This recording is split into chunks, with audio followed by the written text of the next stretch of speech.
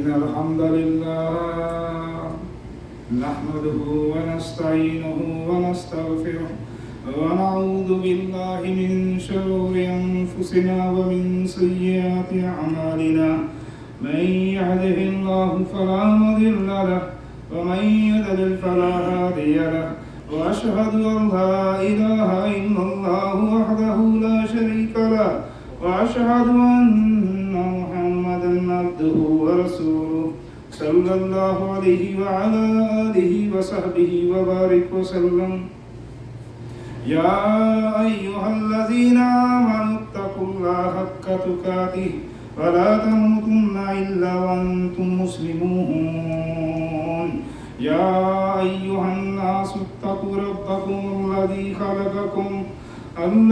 خلقكم من نفس واحدة وخلق منها زوجها وبث منهما رجالا كثيرا ونساء واتقوا الله الذي تساءلون به والأرحام إن الله كان عليكم رقيبا يا أيها الذين آمنوا اتقوا الله وقولوا قولا سديدا يصلح لكم أعمالكم ويغفر لكم ذنوبكم ومن يطع الله ورسوله فقد فاز فوزا عظيما رب اشرح لي صدري ويسر لي أمري واحلل عقدة من لساني يفقهوا قولي ربي أعوذ بك من همزات الشياطين وأعوذ بك ربي أن يحضرون أما بعد فإن خير الحديث كتاب الله وخير الهدي هدي محمد صلى الله عليه وسلم وشر الأمور محدثاتها وكل محدثة بدعة وكل بدعة ضلالة وكل ضلالة في النار قال الله تعالى في القرآن الكريم والفرقان الحكيم أعوذ بالله السميع العليم من الشيطان الرجيم قل إن الصلاة ونسكي ومحياي ومماتي لله رب العالمين.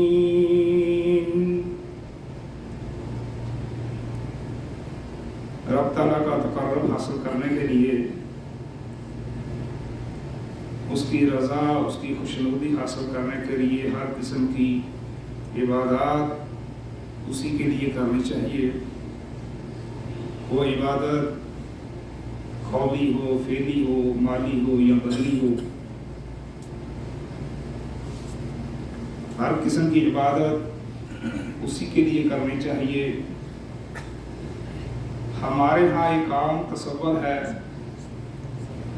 کہ ہم چند شعائر کو عبادت سمجھتے ہیں، نماز کو ہم عبادت سمجھتے ہیں، روزے کو ہم عبادت سمجھتے ہیں، زکوٰۃ، حج، قربانی کو ہم عبادت سمجھتے ہیں، تلاوت قرآن مجید کو ہم عبادت سمجھتے ہیں. حالانکہ ایسا نہیں ہے.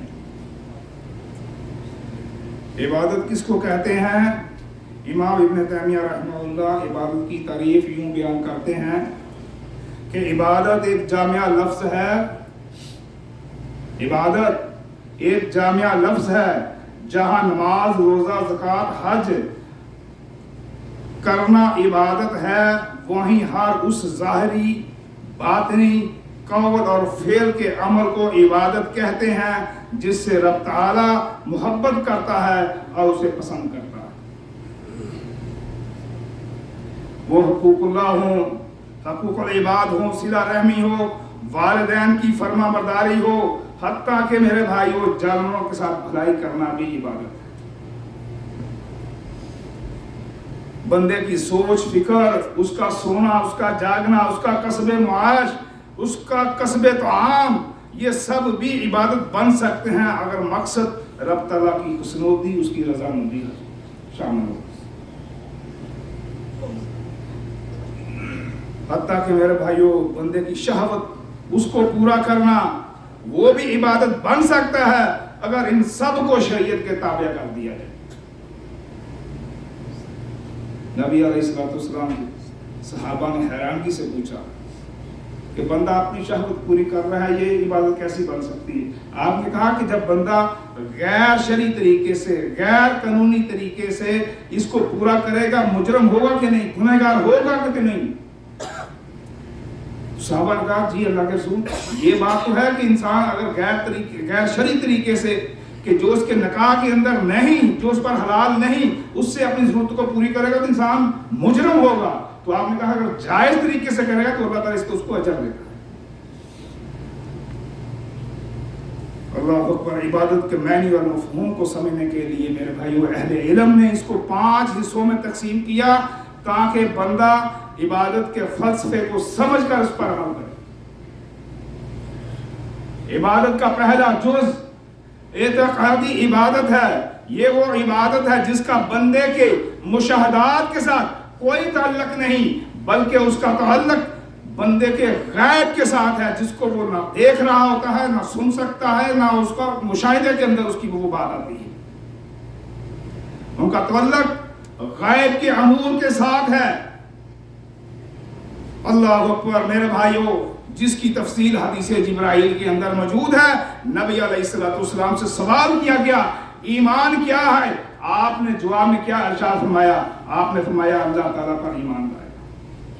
اللہ تعالیٰ کو کسی نے دیکھا ہوا ہے؟ کسی نے نہیں دیکھا ہوا. ایمان لانا ہے اس پر. اعتقادی عبادت ہے اللہ کی ذات پر ایمان لانا، اس کے فرشتوں پر ایمان لانا، اس کی نازل کردہ کتابوں پر ایمان لانا، اس کے رسولوں پر ایمان لانا، قیامت کے دن پر ایمان لانا اور تقدیر پر ایمان لانا. جس کا بندے کی مشاہدات سے کوئی تعلق نہیں جڑا ہو. ان امور پر ایمان لانا اعتقادی عبادت ہے. اس پر ایمان لائے بغیر کوئی بندہ مسلمان مومن نہیں ہو سکتا، اور شیطان مومن بندے کے اعتقادی عبادت کو وسوسہ دے کر اس کو برباد کرنا چاہتا ہے. کیسے بندے کے ذہن میں وسوسہ دیتا ہے؟ زمین کس نے بنائی؟ اللہ نے. اس کے بارے میں کسی کو دوسری کوئی دو رائے نہیں ہے.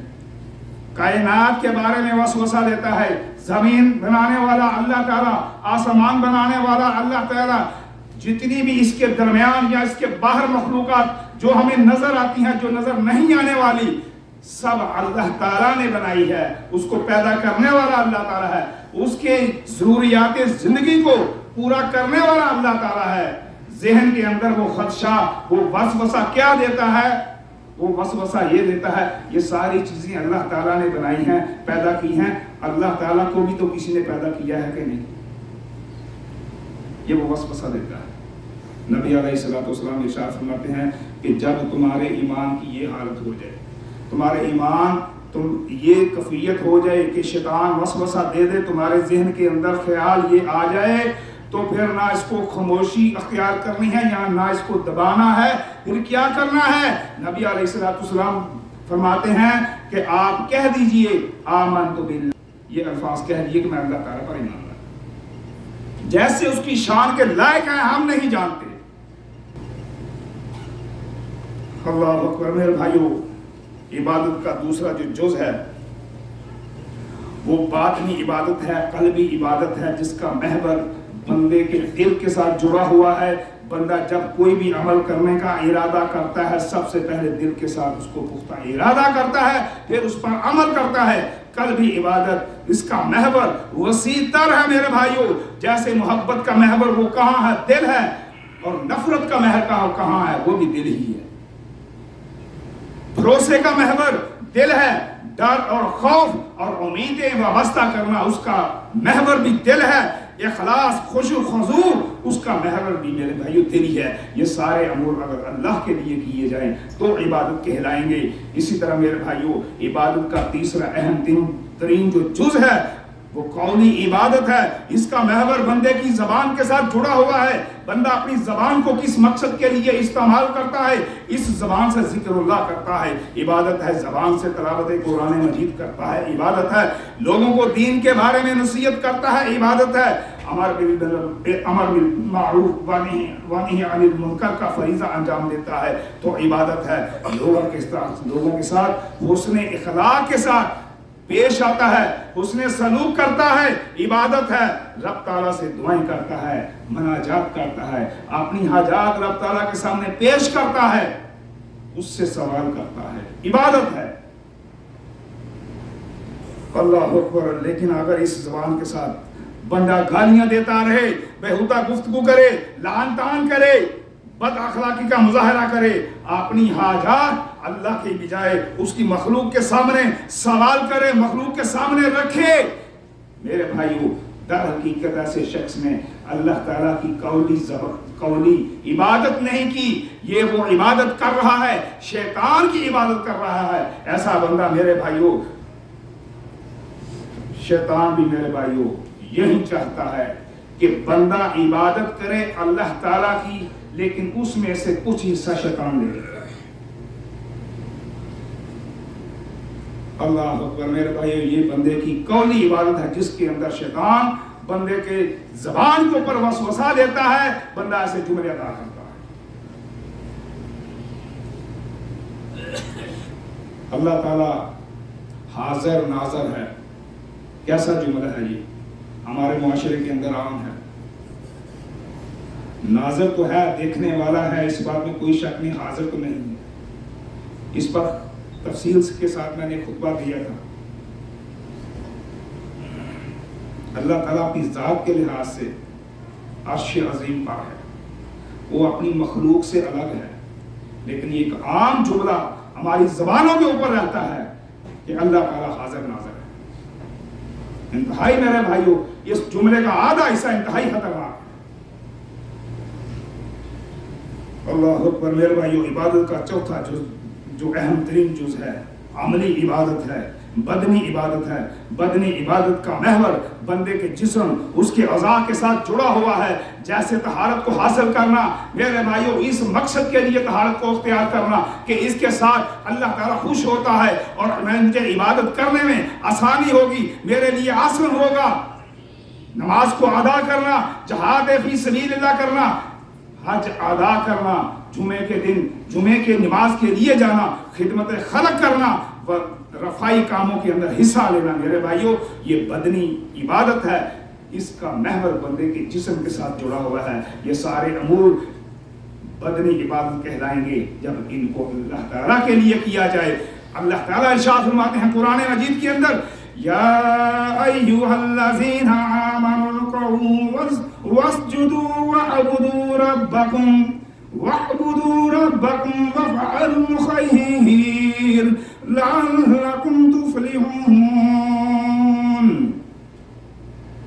اے ایمان والو، رکوع سجدے کرتے رہو، اپنے رب کی عبادت میں لگے رہو، نیک کام کرتے رہو تاکہ تم کامیاب ہو جاؤ۔ میرے بھائیو عبادت کا پانچواں جز جو اہم ترین جز ہے وہ مالی عبادت ہے، جس کا محور بندے کے مال کے ساتھ ہے۔ اللہ تعالیٰ نے اگر بندے کو مال سے نوازا ہے، اسے چاہیے اس مال میں سے رب تعالیٰ کی راہ میں بھی خرچ کرے، رب تعالیٰ کا اس مال کے ذریعے سے تقرب حاصل کرے، اس کی خوشنودی حاصل کرے، اس مال میں سے زکوٰۃ کو نکالے، جو اس کی زکوٰۃ بنتی ہے، صدقہ نکالے، مستحق لوگوں تک پہنچائے، اس مال میں سے اپنے اہل و عیال میں خرچ کرے، عزیز و اقارب پر خرچ کرے، یتیموں و مسکینوں پر خرچ کرے، ضرورت مندوں پر خرچ کرے۔ اور اگر میرے بھائیوں کسی نے کوئی مالی نظر مان رکھی ہے، تو مالی نظر اگر کسی نے مان رکھی ہے تو جو جائز ہے وہ اس کو پورا کرے۔ نبی علیہ الصلوۃ والسلام ارشاد فرماتے ہیں کہ کوئی شخص نظر کو نہ مانے، اور اگر کسی نے کوئی نظر مان لی ہے جو دین کے اندر جائز ہے، پھر اس بندے کو چاہیے اس اپنی نظر کو پورا کرے۔ جس نے یہ سارے امور اللہ کے لیے کیے تو اس کی یہ عبادت مالی عبادت ہوگی، کیونکہ یہی وہ عبادت ہے جس میں لوگوں کو دھوکہ ہو جاتا ہے، لوگ دھوکہ کھا جاتے ہیں۔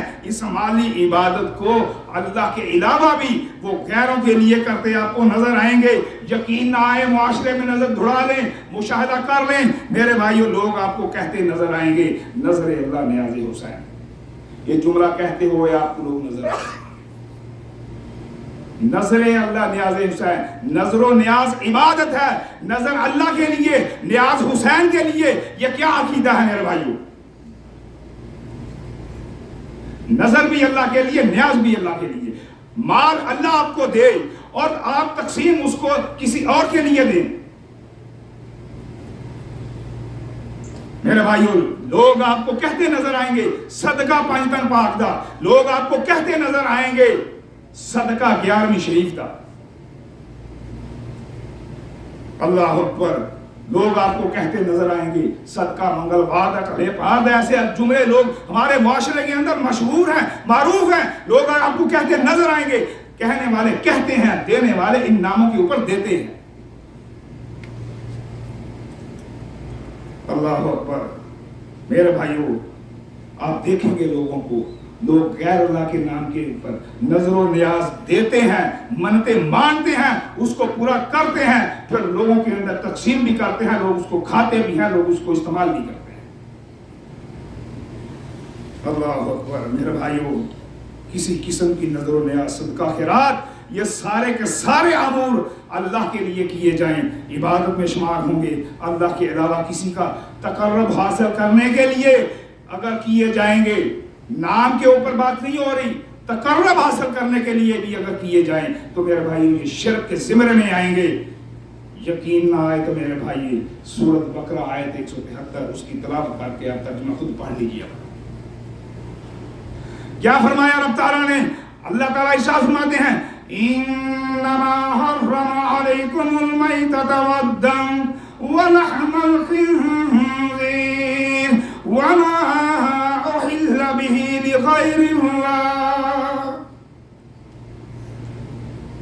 رب تعالیٰ فرماتا ہے اگر کوئی حلال جانور مر جائے، کوئی جانور جو حلال تھا مر جائے، تم پر کھانا وہ حرام ہے. حلال جانور اس کو ذبح کیا، اس کا جو خون بہ رہا ہے وہ کھانا پینا تم پر حرام ہے. سور کا گوشت ولحم الخنزیر، سور کا گوشت تم پر حرام ہے، اور ہر وہ چیز جو غیر اللہ کے نام پر ہو، غیر اللہ کی طرف منسوب ہو، تم پر وہ حرام ہے. ہمارے ایمان کی کیا کیفیت، ہمارے ایمان کا کیا حال ہے میرے بھائیوں. سبحان اللہ کہنے کو دل کرتا ہے. آج ہم حلال جانور مر جائے کیا کہتے ہیں؟ حرام ہے نہیں کھانا. خون ہم کہتے ہیں حرام ہے نہیں کھانا. سور کا گوشت ہے ہم نہیں کھاتے. ہم تصدیق کرتے ہیں کسی چیز کے اندر سور کا کوئی جز پا رہا ہو ہم نہیں کھاتے. حتیٰ کہ ہم اپنے بزرگوں سے یہ سنتے آئے ہیں سور کا نام بھی نہیں لینا. ہم تو نام نہیں لیتے تھے، ہم تو یہ سنتے آئے ہیں. اور جب اسی آیت کا آخری حصہ آتا ہے وما احل بہ لغیر اللہ، ہمارے ایمان کی حالت کیا ہوتی ہے؟ سب کچھ بھول جاتے ہیں. کہاں سے آ رہا ہے، کون دے رہا ہے، آنے دو، کھانے دو. کس کے نام کی ہے یہ نظر و نیاز؟ کیا، کس مقصد کیا ہے؟ کیوں تقسیم کر رہے ہو؟ کیا ذبح کر رہے ہو؟ کیوں کر رہے ہو؟ میرے بھائیوں نہیں ہم سوچتے، نہ ہم دیکھتے ہیں، جو آیا کھا جاتے ہیں. ہمارے پاس اس بات کے بہانے پڑے ہیں کھانے کو. نظر اللہ، نیاز حسین، لوگ تقسیم کر رہے ہیں، لوگ کھا رہے ہیں. سبیلیں لگائی جاتی ہیں، حسین کے نام کی سبیلیں، عباس کے نام کی سبیلیں. لوگ میرے بھائیوں سبیلیں لگاتے ہیں، پینے والے پیتے بھی ہیں. اللہ اکبر. میرے بھائیوں یہ مالی عبادت ہے. مالی عبادت اللہ کے لیے کی جائے گی تو عبادت ہوگی، غیر اللہ کے لیے کی جائے گی تو میرے بھائیوں شرک کے زمرے میں آئے گا. میرے بھائیوں کہنے والا کہہ سکتا ہے غیر اللہ کے نام کی چیز ہم نہیں کھاتے. آئیے میرے بھائی اس نقطے کو بھی آگے چل کے میں واضح کرتا ہوں. یہ کیا نقطہ ہے میرے بھائیوں؟ بندے کا مال، خون پسینے کی کمائی ہے. بازار سے حلال جانور کو خرید کے لاتا ہے، حلال چیز خرید کے لاتا ہے، اللہ کے نام پر اس کو ذبح کرتا ہے، بسم اللہ پڑھ کر ذبح کرتا ہے. لیکن ذبح کے لیے جگہ کا انتخاب کہاں کر رہا ہے؟ جہاں کسی بزرگ کی قبر تھی، کسی جگہ پر کوئی لوگوں کی میلہ گاہ تھی. بندے کا میرے بھائیوں یہ مال، یہ جو چیز ہے حلال پیسوں کی چیز، حلال چیز تھی، حلال پیسوں کی تھی. شریعت کی روح سے غیر اللہ کی طرف یہ منسوب ہو جائے گی. نبی علیہ السلام کی خدمت میں ایک شخص آ کر سوال کرتا ہے، اے اللہ کے رسول صلی اللہ علیہ وسلم، میں نے بوانا مقام پر ایک اونٹ ذبح کرنے کی نظر مان رکھی ہے، میرے لیے کیا حکم ہے، کیا کروں؟ جاہلیت کے دور میں اس نے نظر مانی، اسلام قبول کر لیا ابھی آ کر سوال کر رہا ہے، اللہ کے رسول میں نے بوانا مقام ہے وہاں پر نظر مانی تھی، اب میں نے اسلام قبول کیا، میرے لیے کیا حکم ہے؟ آپ نے سوال کیا، کیا کیا سوال؟ کیا وہ جگہ جہاں تم نے نظر مانی تھی، جو بوانا مقام ہے، کیا وہ جگہ ان کی میلہ گاہ تھی؟ اس نے کہا نہیں جی۔ پھر آپ نے سوال کیا، کیا وہاں جاہلیت کا کوئی بت تھا جس کی لوگ عبادت کرتے ہوں؟ اس شخص نے کہا نہیں جی۔ نبی علیہ السلام فرماتے ہیں کہ جاؤ جا کر اپنی وہاں پر نظر کو پورا کرو۔ جاہلیت کے بت اور میلہ کا دو سوال کیے آپ نے، کیا مقصد کا اس کا میرے بھائیو؟ اس سے مراد جاہلیت میں لوگ اپنے نیک بزرگ جو فوت ہو جاتے تھے ان کے مجسمے بناتے تھے، مجسمے بنا کر ایسی جگہ پر اس کو رکھتے جہاں پہ لوگ اجتماع کرتے، اکٹھے ہوتے، مل کر اس بزرگ کی تعریفات کرتے، اس کے صالح اعمال کو بیان کرتے، نیکیوں کو بیان کرتے، اس کے اس کا جو زندگی کا جو ایک اس کا زندگی جو اس کی گزری ہے، اس کی گزری ہوئی زندگی کے اوپر وہ تبصرہ کرتے۔ کیا ہی نیک شخص تھا۔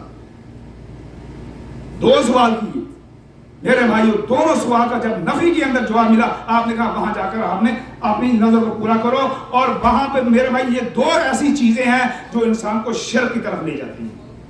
تقرب حاصل کرنا، کسی نیک بزرگ کا تقرب حاصل کرنا جبکہ وہ فوت ہو چکا ہو۔ اللہ اکبر۔ میرے بھائیو، اسلام نے اس عمل کو شرک قرار دیا ہے۔ اس طرح شیطان بندے کی مالی عبادت کو برباد کرتا ہے میرے بھائیو۔ دعا ہے اللہ تعالیٰ سے سمجھ کر عمل کی توفیق عطا فرمائے۔ اقول قولی ھذا واستغفر اللہ من کل ذنب فاستغفروہ انہ ھو الغفور الرحیم۔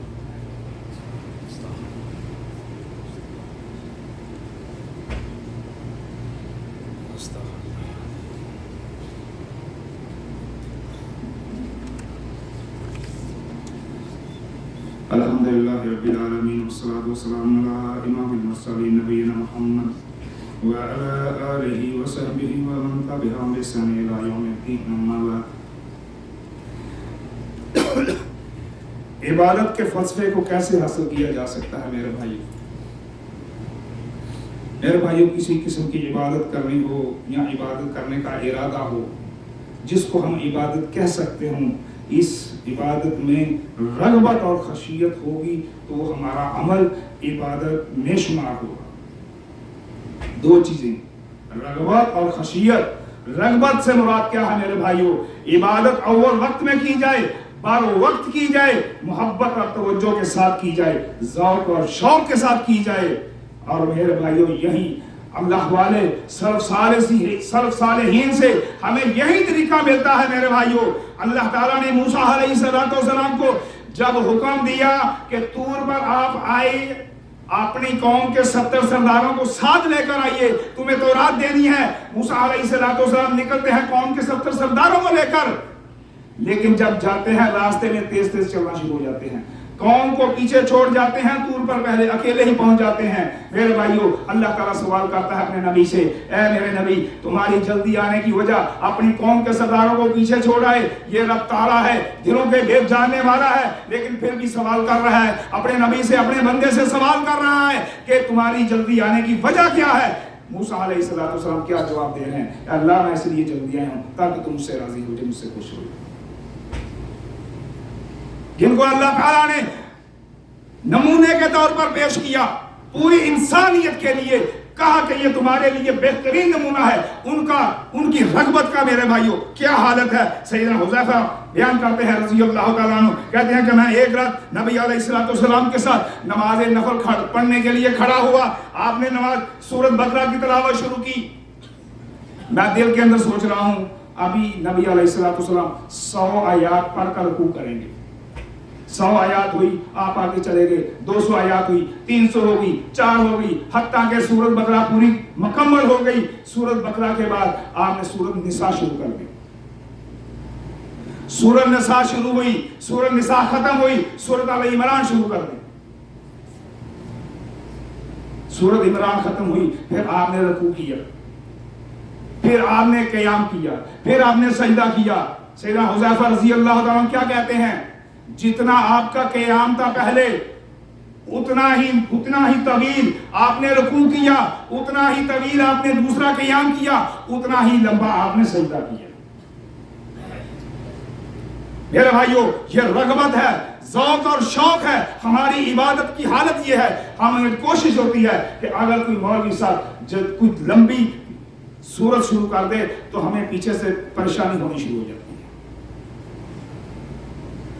अल्लाह अकबर। मेरे भाइयों, खाशियत कोई भी अमल करना हो जिसको हम इबादत कहें, मेरे भाई उसके अंदर रग़बत और दूसरा जुज़ क्या है? खाशियत। खाशियत से मुराद जिसकी इबादत की जा रही है, इसकी बड़ाई, बुजुर्गी, अजमत और उसकी हैबत को पेश नज़र रखा जाए। इसकी नाफरमानी करते हुए ये बात ज़हन नशीन कर लेनी चाहिए, एक दिन आने वाला है जब हम सब ने उसके सामने खड़े होना है। उसने अगर सवाल कर लिया, ये नाफरमानी का काम तुमने जो किया है, मैंने मना किया था, क्यों किया? कोई जवाब नहीं होगा।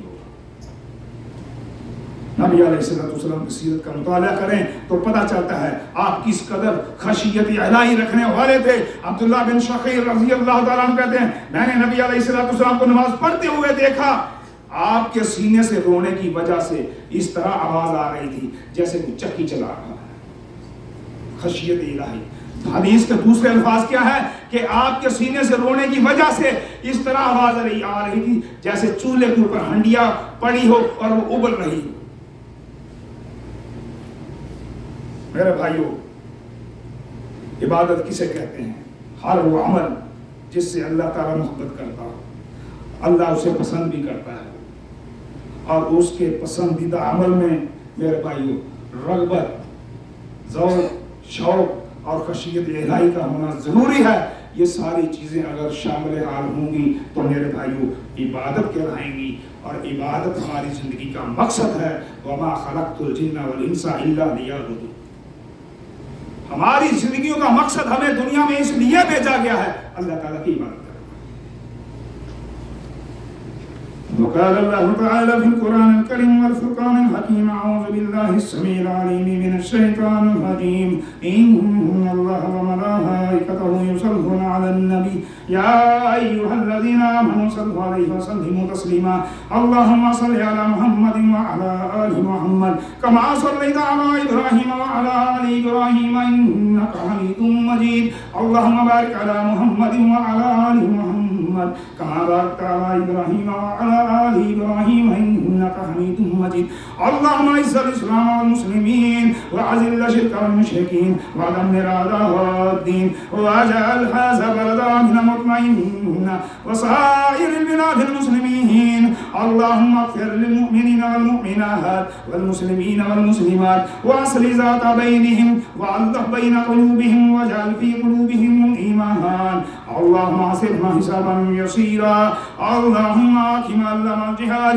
अल्लाहुम्मा अंसुरिल मुजाहिदीन फ़ी कुल्लि मकान अल्लाहुम्मा अज़िरना मिनन नार अल्लाहुम्मा अज़िरना मिनन नार रब्बना आतिना फ़िद दुनिया हसना व फ़िल आखिरति हसना व क़िना अज़ाबन नार।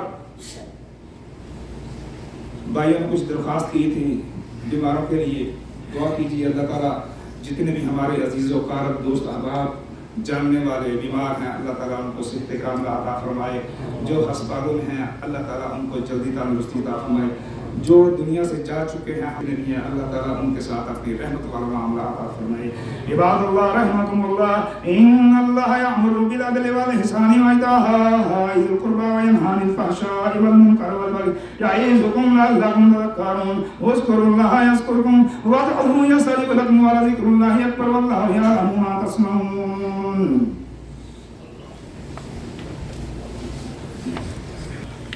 अल्लाह